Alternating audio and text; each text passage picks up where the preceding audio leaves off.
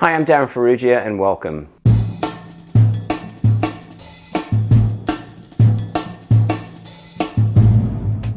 Well, I'm in another hotel room and this time I'm actually in New York having a holiday with my brother, and we've been here for about a week already and we've just maybe got another week or so to go. So we're having a great time here, and so I thought this is a great opportunity to actually do a video from New York.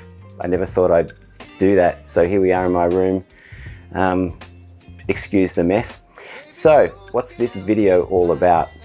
Well, basically, in a lot of my videos, I talk about things like playing a pattern in 3/4 across 4 bars of 4/4. So it's referred to as playing over the bar line or playing across the bar line. And so basically what that means is taking a pattern, in this case 3/4, but playing that over, say, 4 bars of 4/4. And that's what you heard me play at the very start of this video.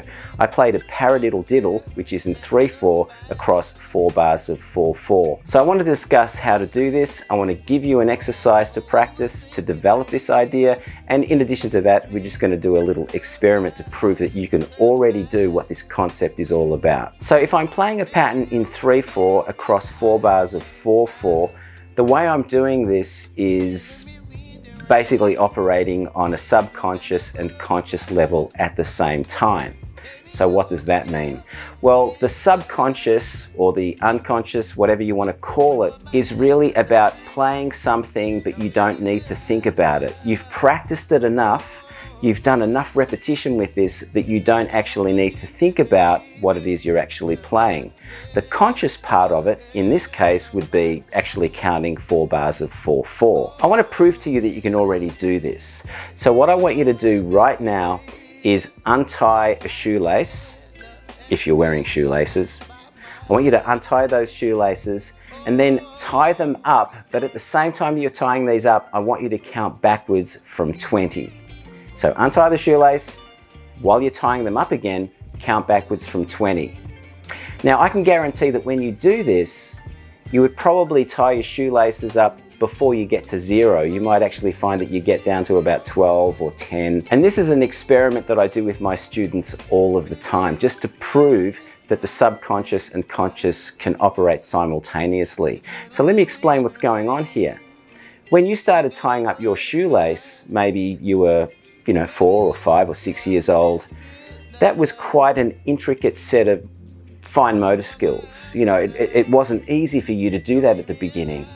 But through repetition, and in this case, you weren't really aware of the repetition because you were tying up your shoelace every day, you got good at that skill to a point where you didn't have to think about it anymore. So every day you're tying up your shoelace at least twice, assuming that you have 2 feet.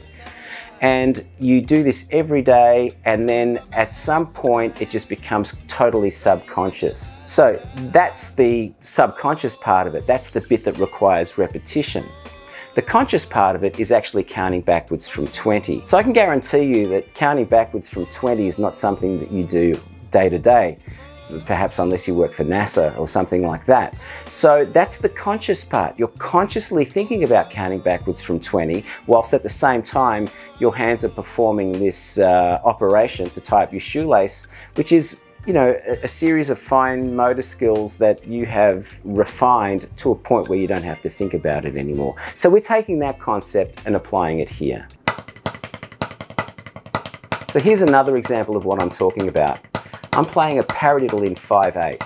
It's made up of a single paradiddle and a paradiddle diddle, and then the following bar starts with the opposite hand. So it's a fairly intricate pattern. However, I'm able to have this conversation with you and these two operations are not connected. I'm not coordinating my speech rhythmically to match with what I'm playing. So my hands are playing subconsciously, and the conscious part is me actually explaining all of this to you. So how do we get to this point? Well, in order to get to this point, we have to rely on repetition. We need to get this in our muscle memory, if you want to call it that, and that requires just a lot of playing. So what we're going to do is play a paradiddle diddle, which is in 3/4. Right, left, right, right, left, left, right, left, right, right, left, left, and it always leads with the right hand. If you're left-handed, just change the sticking around. Then what we're going to do is count in 3/4 while we're playing this. I'm playing this as 16th notes. 1, 2, 3. 1, 2, 3. 1, 2, 3. 1, 2, 3. 1, 2, 3. 1, 2, 3. 1, 2, 3.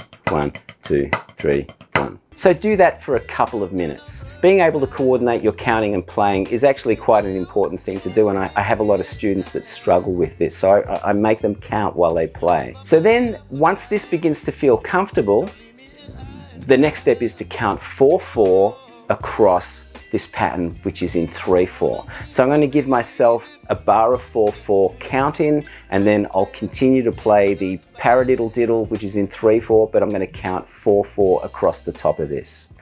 1, 2, 3, 4. 1, 2, 3, 4. 1, 2, 3, 4. 1, 2, 3, 4. 1, 2, 3, 4. 1, 2, 3, 4. 1, 2, 3, 4. 1, 2, 3, 4. 1, 2, 3, 4.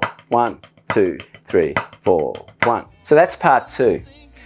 Part 3 is playing the paradiddle diddle in 3/4, counting in 4/4, but what I want to do is count the number of bars now. So the counting system that I'll use is 1, 2, 3, 4, 2, 2, 3, 4, 3, 2, 3, 4, 4, 2, 3, 4, etc. What I'm going to do is count 4 bars of 4/4 and then stop on beat 1 of the 5th bar.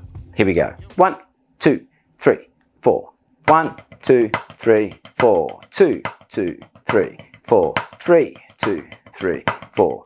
4, 2, 3, 4, 1. So you might have to make up a few extra notes or whatever to resolve at the start of the 5th bar. So why do I choose this method? Because when you think about it, I can just do a mathematical formula. I can say, okay, well, if I play a bar of 3/4 4 times, then all I need to do is add an extra bar of 4/4 after that. It's just going to make the same amount of beats, 16 beats. But the problem with that is that it requires you to start your pattern on beat 1. So that's a bit of a hindrance, I think. So what I prefer to do is use this method, which means that basically once that paradiddle diddle is in my subconscious or in my muscle memory, then what I can do is actually start that paradiddle diddle on any other part of the bar. So for example, I can start the paradiddle diddle on the and of 1. 1, 2, 3, 4. 1, 2, 3, 4. 2, 2, 3, 4. 3, 2, 3, 4. 4, 2, 3, 4. 1. I can start it on beat 2. 1, 2, 3, 4. 1, 2, 3, 4. 2, 2, 3, 4. 3, 2, 3, 4. 4, 2, 3, 4, 1. So subconscious and conscious operating at the same time. I would prefer not to rely on formulas. Now the other thing that's going to happen when you play a pattern like this in 3/4 is it's naturally going to resolve after 3 bars of 4/4. So don't think that that is the end of your phrase, because you still actually have a bar to go. So that 4th bar is actually going to start the same way as the 1st bar started. So be aware of that. So the exercise, once again, is start off with a paradiddle diddle and count it in the time signature that it's in. In this case, it's 3/4. The second step is to count 4/4 while you play the paradiddle diddle. Then the third step, once you've achieved the first and second step, is to play the paradiddle diddle whilst counting 4 bars of 4/4 using the counting method, which is 1, 2, 3, 4, 2, 2, 3, 4, 3, 2, 3, 4, 4, 2, 3, 4, etc., and resolving on beat 1 of the 5th bar. Then once this feels comfortable, challenge yourself by, for example, playing the paradiddle diddle across 8 bars of 4/4 using that counting method. So here we go. 1, 2, 3, 4, 2, 2, 3, 4, 3, 2, 3, 4, 4, 2, 3, 4, 5, 2, 3, 4, 6, 2, 3, 4, 7, 2, 3, 4, 8, 2, 3, 4, 1. And then you can challenge yourself by playing patterns that are in different time signatures. For example, the one that I did, which is in 5/4, or you can challenge yourself by playing patterns that are in 7/4, etc. I did a video some time back on odd time paradiddles, so you may want to use those patterns. There are patterns in 5 and patterns in 7. So I'll leave a link to that video below. Once you get comfortable with this concept, then you can do things like play the pattern across, say, 4 bars of 5/4. So what I'll do is play the paradiddle diddle, which is in 3/4, and I'm going to play that across 4 bars of 5/4. 1, 2, 3, 4, 5. 1, 2, 3, 4, 5. 2, 2, 3, 4, 5. 3, 2, 3, 4, 5. 4, 2, 3, 4, 5, 1. So remember, it's conscious and subconscious operating at the same time. So once you get this in your subconscious, then the conscious part is the counting.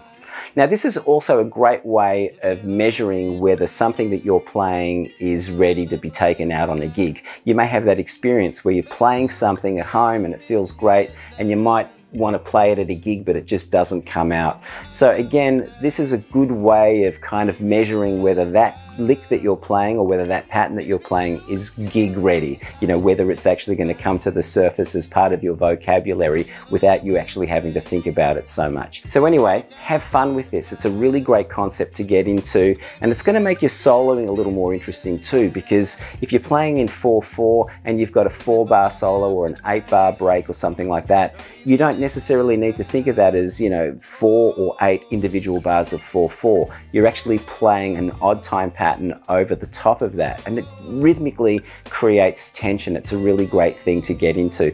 A lot of drummers do this. You know, Vinnie Colaiuta does this, Bill Stewart does this. Actually, I'm hoping to see Bill Stewart play at the end of this week. Anyway, have fun. I hope this is something that you can use and a really neat way to expand your vocabulary. If you enjoyed this video, give it a thumbs up.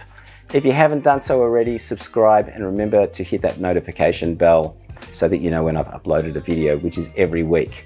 Anyway, until next week, see you all soon. I'm going to go out today and enjoy the New York skyline. I think my brother and I are going to go to the top of the Empire State Building today. Should be fun.